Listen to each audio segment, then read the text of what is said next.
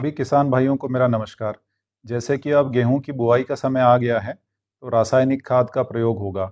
हम लोगों में ये भ्रांति है कि डीएपी गेहूं के लिए सबसे उपयुक्त खाद है, परंतु ऐसा नहीं है।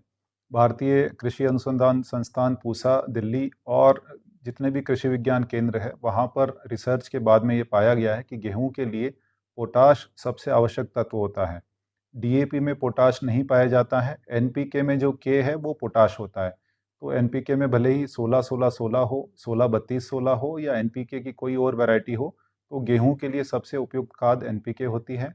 1 हेक्टेयर में आपको 3 बोरी एनपीके का प्रयोग करना है, यानी 5 बीघा में 3 बोरी प्रयोग करना है। इससे अधिक प्रयोग नहीं करना है।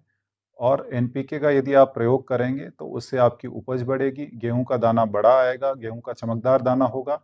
और प्रतिकूल जो परिस्थितियां हैं उसमें फसल अच्छी रहेगी। जैसे मान लीजिए पाला पड़ता है, तो अगर एनपीके का प्रयोग किया होगा बुआई के समय, तो पाला में आपकी फसल खराब नहीं होगी।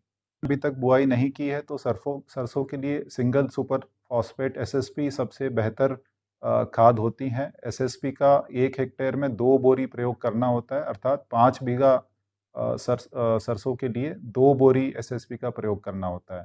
तो गेहूं के लिए एनपीके, सरसों के लिए एसएसपी सबसे बेहतरीन खाद है।